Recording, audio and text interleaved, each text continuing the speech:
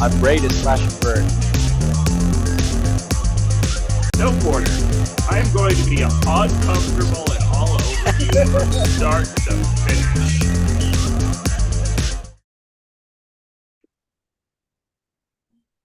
Hello, everyone, and welcome to another episode of Outside of the Box. And, y'all knew that I was going to do a recap of the January event because I was there. It was a lot of fun. And this time I am doing the recap with the builders of probably my favorite robot at the event, which was BattleTots. So I have Kevin and Matt from Team Pandamonium here, and we're going to talk about their robots. We're going to talk about the event, and there's a lot of stuff. So you are both not strangers to the show, obviously. So Yeah, it's a pleasure having us on again. Yep.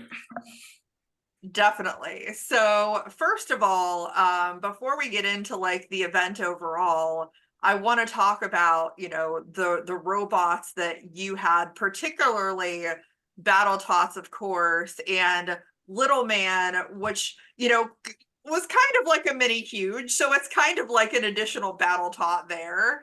I'm curious, Matt, because I know Little Man, had some struggles. You fought NDA, you fought Division, probably not the best robots to have to deal with there. How would you say, like, I kind of was hearing about your building process as you were making it. How do you feel about how things went at the actual event with it? Generally speaking, for a first build for me, it went better than expected. I want to fight. Fallout historically went 0-4 until its third event, and Half-Life just was a potato at the new bot event last year. So going 1-2, and my second fight was close until my pulley screws came out. I was actually close to slamming the battery on NDA. I actually knocked off their protective cover, as well as sheared their weapon axle nut. So the bolt could have actually slid out at any point, and I could have hit their battery at any point. It was just not enough preparation, and honestly, learned a lot from the process. Have a lot thinking I'm actually going to be competing with it again, and without any changes to it, other than changing a front leg a little bit in February at a G-Scroll event. And then after that event, I'm going to go full redesign for V2 because there's a lot wrong with it. And I've been very fortunate. Jonathan Schultz from Huge, I hit him up when we had a cast of one of your shows talking about unique bots, and he mentioned he doesn't understand why there aren't many tiny huges, and I was like, he's right. I kind of just wanted to punish Verts for being Verts, and that was the intent of the bot. But overall, very happy with how the event went, even though I made a couple dumb mistakes along the way. I think that happens to everyone. I'd seen that you had fought NDA. I almost fought NDA if I would have won my first round matchup, and I really didn't want to have to. So that was kind of a blessing in disguise. But I think it was so neat to attempt something like that because it is kind of a wonder that more people haven't. I think it's a really, at least at BattleBots last year, it proved it's a really effective design. So I'll be curious to see how that moves along as you kind of make changes to it. Now, BattleTots. So I was really excited about this for so many reasons. With my robots so far, I have gone very abstract when it comes to modeling my robots after BattleBots. So they definitely take inspiration, but not really like a very similar copy. And I thought it was so cool to see basically a mini Bite Force and a mini Ribot fight together. And probably one of the coolest things, and I'm curious to hear your thoughts on this, Kevin, having Paul Ventimiglia tagged and have him respond and comment on the robot and everything, like that had to be the coolest thing. It really was. That was so, like, I saw Luke had tagged him on Facebook, and I was like, oh, cool, maybe he'll see it. And he's like, oh, this thing's awesome. I hope it does well. And I was like, that's amazing. Yeah. Yeah. How do you feel about, how it did pretty well as an entry. We didn't expect it to do as well as it did at all. I mean, I didn't expect it to do as well as it did at all. It was our The- first time doing anything 12-pound. Matt's first time with a kinetic weapon, weighing as much as it did, but it was a blast. Yeah, I went in with a very low expectation. The original entry that was similar, same but different, went 1-2, and it had some luck in its one win from what I recall. So much so that I actually brought my girlfriend along because I said, "Oh, we'll be done by 5 o'clock," and we were not done by 5 o'clock. She went to the Sono Shopping Center because it was a long day. So we overperformed expectations without a doubt. Yeah. Yeah, I mean, you got 2 KOs out of the matches that you did with that robot, and ended up in the bracket as the number 5 seed, which is really cool. I mean, what did you find about kind of going with this concept of a multi-bot? Because obviously this has kind of been a real thing since last year. It's not quite the loophole situation because the weight balance is not quite as like striking as that, but it's still, I mean, we'll get more into that, but obviously when you look at 3 pounds, multi-bots did pretty well in that division. You guys did pretty well in the 12-pound with that robot. Do you think this is going to be like there's actually some incentive to try and go this route? 12-pound multi-bots are fun. I don't want to say they're going to be really competitive and they're going to take over like they did in the threes, but they are so much fun to do, and especially if you split it up with different people, because like you're not responsible for 12 whole pounds of robot. It's like, okay, you have a little bit, you have a little bit. The physics behind it aren't as harsh because they're smaller than the 12-pound itself. So I don't think they're ever gonna like be, oh my god, competitive. And I think we got a really lucky run, but it was a ton. Like it's so much fun, and that's the reason to do them. Realistically, the way the NHRL rule set was originally crafted was to encourage these kind of things, a la wake and bake. The idea was to be creative with the pound weight bonus, not doing the 13.2 pound 12 pounders or putting in a 3 pound beetle who becomes a wedge. The intent, I think, was originally to have 7.5 pound or, a 5 and a 10 more unique weight bounces. And honestly, with Kevin, we were having a lot of fun with flywheel weights because we were trying to fit that perfect 51% margin. That we were at the scale a bunch and we were sneaking weights in Froggy because it was underweight because I can't build robots to spec. No, we can't. No, we can't. So yeah, that's the other part about this. So with same weight multi-bots, you don't want to hit one robot being 51% of the weight. So I designed for 7.5 pounds, and Matt came and he's like, here, it's like 6 something. So I'm like, no, we need to stuff weights in this thing. We need to get it closer to the right weight. And as a counterpoint, Kevin was over 7.5 pounds by a little bit. Just a little bit, though. Just a little bit. Probably not anymore, I think Void helped get it back in weight. Yeah.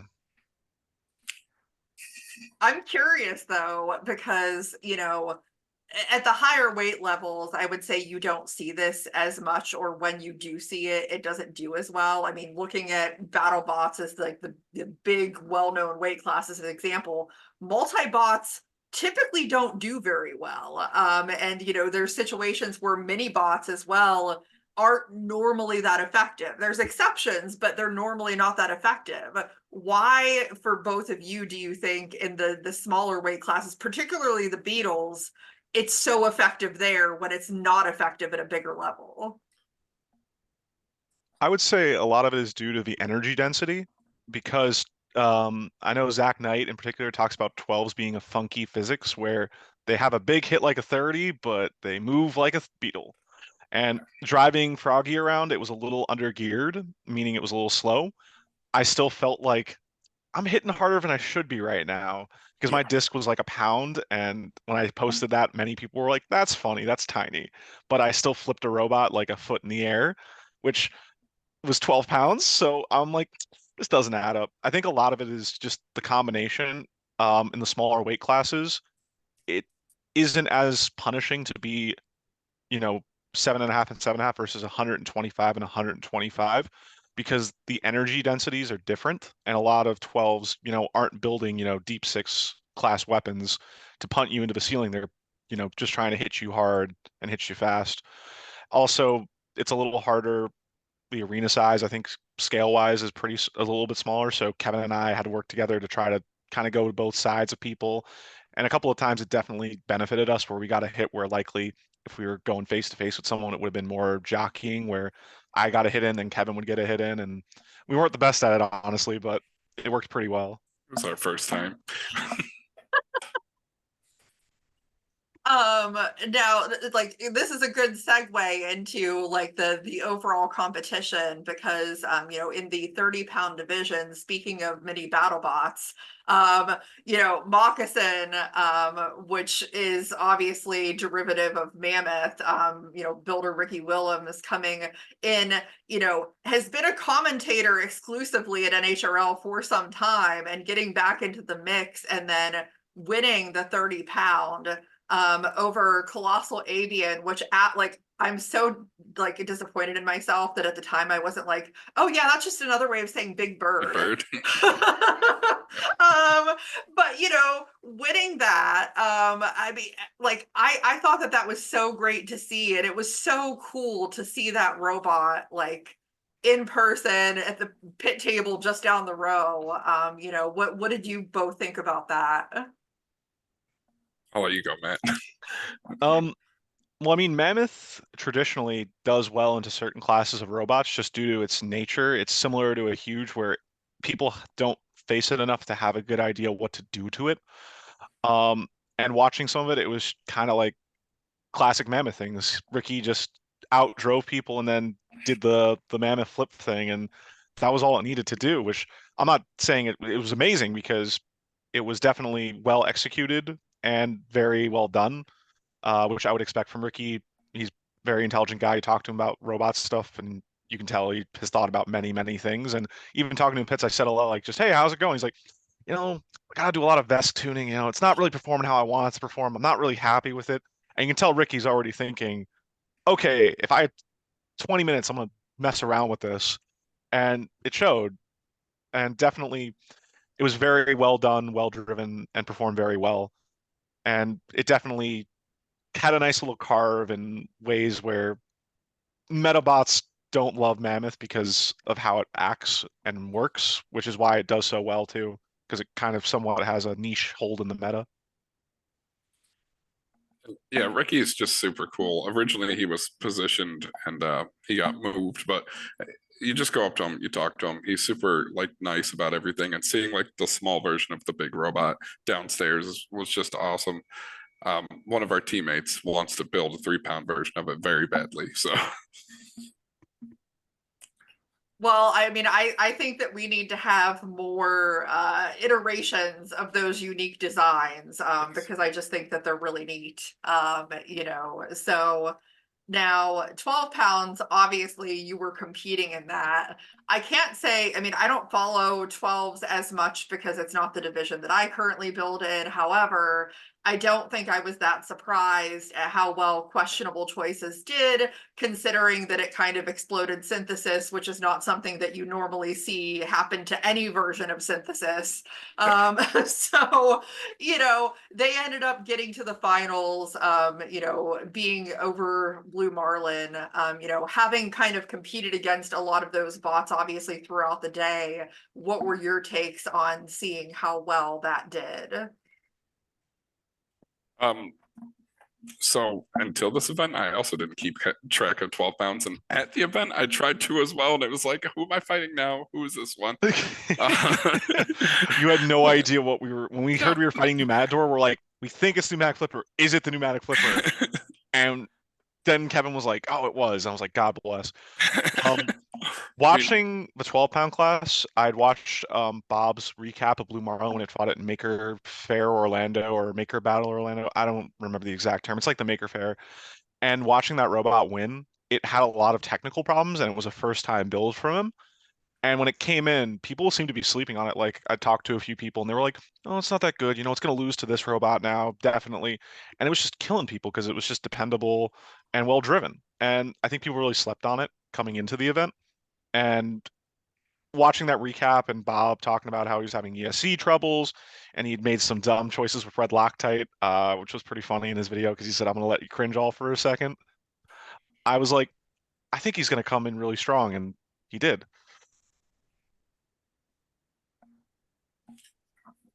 Yeah. Any other thoughts? I mean, I don't think that you faced either of the robots that ended up making the finals. No, We were no. fortunate. Yeah. I mean, Void, if Void would have went a little further, they're having issues. Those were terrifying robots. The Void Sky Ripper robots. They were just, we'll say brothers. They were very close to robots to each other, and those were very, very cool. And it was very terrifying to face.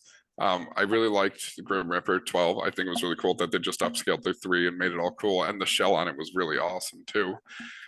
Because like Matt said, it was a formed UHMW. It wasn't a machine. They actually like formed their like big ring. It wasn't a pre-made pan or anything like that.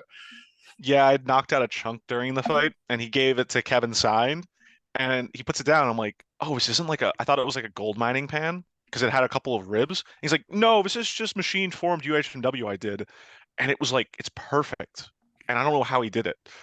And that thing was so obnoxious because it was just it hurt them too. They couldn't have a lot of they had trouble driving, but we just couldn't get under it. And then we watched Sky Rippa fight it, and Zach had the same exact problem. He just couldn't get under the shell.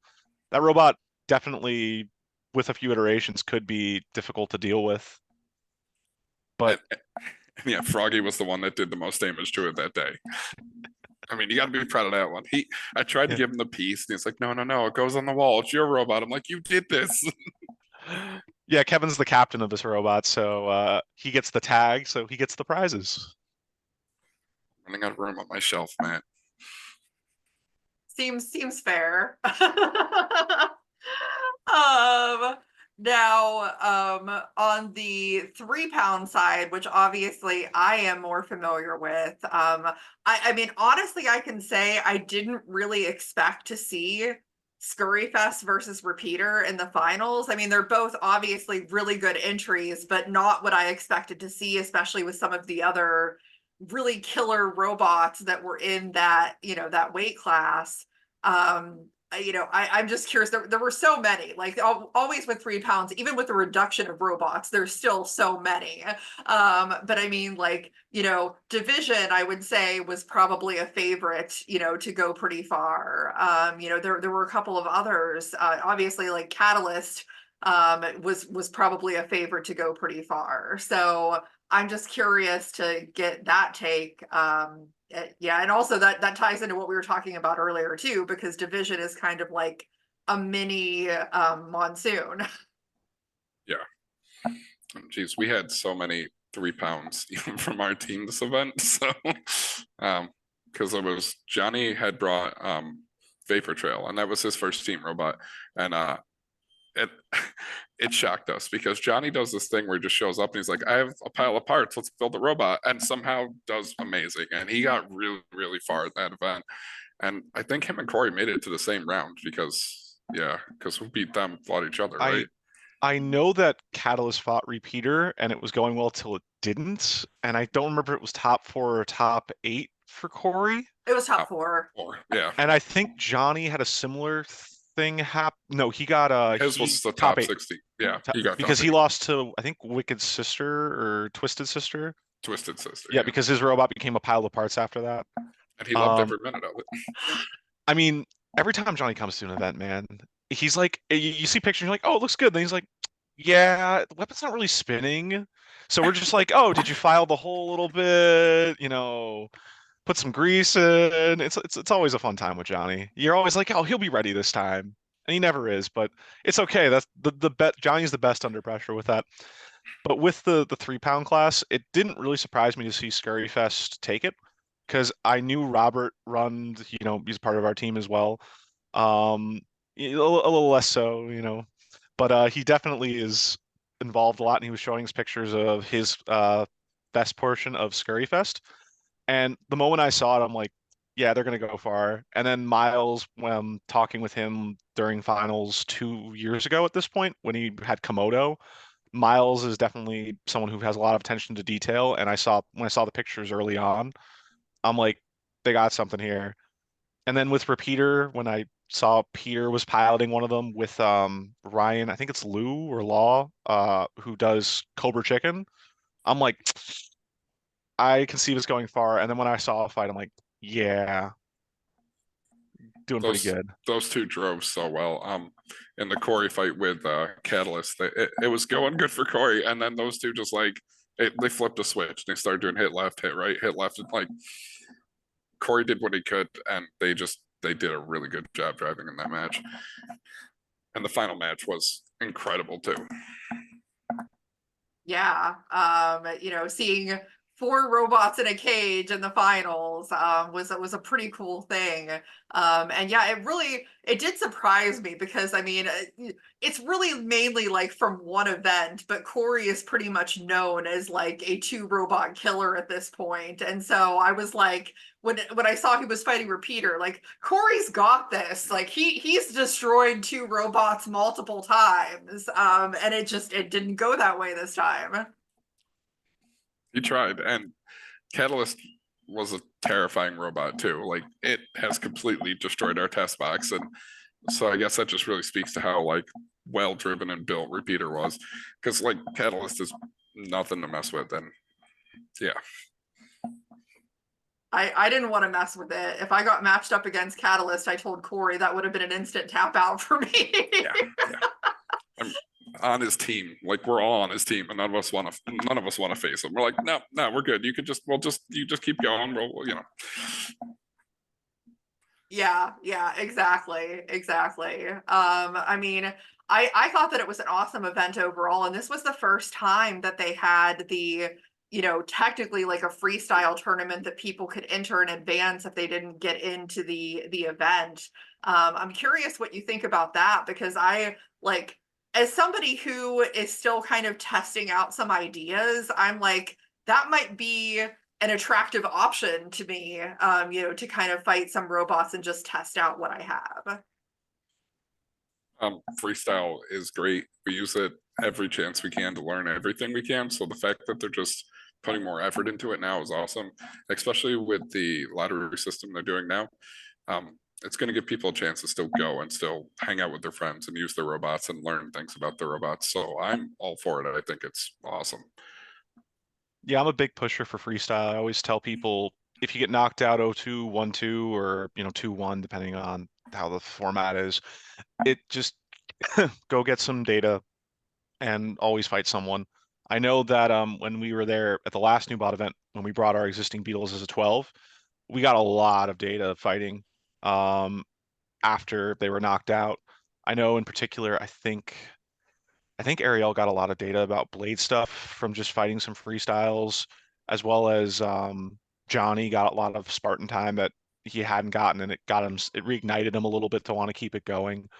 But I think that the freestyle tournament / coming just to freestyle in general definitely keeps teams from wanting to fall apart. Like I know at some point we're gonna roll that, and Kevin and Ariel might get in, or maybe Johnny gets in and I get in, and Kevin and Ariel may still want to come down, or I might want to still come down. And it's nice to have something to do other than just kind of sit there and twiddle my thumbs, and I can still freestyle something if I want to. And I think they're on the right track with that, especially if they don't have to turn people away because too many people join freestyle. As long as that doesn't happen, I think they have a good formula. The format felt pretty good. It definitely felt less rushed. I know they had some technical difficulties with some of the scheduling stuff, with some bugs that came up with some judging things. But I think that March they'll iron out most of those kinks, and I think it's going to be dynamite. Yeah, and I mean, I'm pretty sure everybody considers this a win, at least everybody that I know, but the new format, with having the kind of preliminary play-in where you do best, 2 out of 3, or you have to get at least 2 wins to be able to get into the tournament. I personally love it. Like, it's a guaranteed 2 fights, and as long as you win one of those, it's a guaranteed 3 fights. I think it's great. So I'm curious to get some more opinions on that. So I got to play with that a little bit at finals, because that's when I started adapting like into this, and I did like it. It's at first it's a little more confusing trying to figure out like and plan for you have to fight. You're like, okay, if I win this one, it used to be before if you won this one, you go to this one. And so there's a little bit more back and forth, and it like gets grouped out, but like there's people on the Discord that explain like, hey, this is who you could potentially fight and everything. And it is really nice. Everything they've done to the format of the events has actually been a really nice change. way more relaxed now. So you're not like, oh, I have 20 minutes. What am I doing? Everything just the schedule is amazing, and the new format has been fantastic so far. Yeah, the scheduled fight time is really good because I know a lot of people struggle with taking a break to get a snack or getting water or even going to the food trucks. Having a "we will not fight you earlier than this time" posted is really relieving, because I know some builders are like, the moment I go downstairs, they're going to call me and I'm going to have to sprint up, or my friend's going to have to keep an eye. But if you know you have an hour, you can, look around the bot museum, talk to other friends and stuff, go outside. It's definitely very nice, and it definitely relieves some of the stress because I knew when I was going down, and it definitely made the event feel like it flowed much better, even if some downtimes were longer because of the scheduling system, where in the past they would just say next 10 robots come up, and then if you were the last of the 10 you could go first, and timings felt a little more rushed or not rushed depending on who you were fighting, but it felt really good. I also like the extension added thing they added, where you get one extension. I know it benefited Johnny because he was having some issues with programming in ESC, and he took his 15-minute extension and he was able to go down and be ready to fight. Where in the past, you would have either had pit control wanting to pull their hair out and yell at you, or you would have been DQ'd, where it definitely is a nice little oopsie, I need 15 more minutes with a small penalty attached to it. Yeah. Yeah, a lot of the changes are really meaningful. I mean, my first event, I was afraid to even move because I was afraid that if I went anywhere at all, then my fight would be called and you just didn't know. And now at least you either know for sure or have a pretty good idea of when the next fight's going to be. So I think it's great. I hope that those like few bugs that did come up get worked out for the next event and, all of that. But before we close up though, I know we'll circle back to the BattleTots thing, because I have heard that there may be some more BattleTots coming, and I am definitely very excited about this myself. So the plan with BattleTots, so just a little backstory. I ended up with Same Force because JMO had literally it was his robot originally, and he designed it, and he literally threw it on a shelf and was like, hit me, beat me up, take me home. And I saw that Matt had pointed out at an event, and I went and grabbed it, and I was just gonna have JMO sign it, throw it on the shelf as a cool piece. And he goes, so you want to rebuild it? And I'm like, absolutely. This guy's a legend. He's like, here's the CAD, go ahead. And so I redesigned it, and that's when we got the Froggy. I was talking to Matt, and Froggy became a thing. And as we went on, we're like, we don't have to have just two. We can almost do the loophole style thing without really beating up the rules, because we're going to stay within that multi-bot weight bonus. So it's who else can we join? And so I've started bringing the rest of the team in on it. And so we got a couple members building this one, somebody's building this one, and it's going to be great. Yeah, definitely looking forward to it. I think we're targeting April for its return, right, Kevin? Yes. Assuming the lottery is generous and kind to us. And I think we're gonna try to have at least one or two, toddler friends with it. I know that one of them is gonna be on a roll. I don't know if Kevin, you want to get it on the other one. I mean, the other one is going to be driven by Robert Run, and it's so everything's based after a 250-pound BattleBot. That's our rule for BattleTots. So I'll let everybody else kind of figure that out. If you know Robert Run, you'd probably have a good idea about what it's going to be. Well, I am definitely excited to see it. You can make as many BattleTots as you want, and I'm going to be the most excited person. So, well, I guess everyone has something to look forward to, for sure. And I have no doubt we're going to continue to see really awesome things come out of Team Pandamonium. So for everybody that's watching, please make sure that you continue to follow that little storyline. And, obviously keep watching the show. I have lots more giveaways planned. So if you really wanted that Saw Blaze part and you didn't get it, there's going to be plenty of other things that you can potentially get your hands on very soon. So keep checking that out. Make sure you subscribe. We're now less than 300 away from 1,000 subscribers, so now's a good time as any to do it. Keep supporting combat robotics, and we'll see everybody next time on the show. Bye.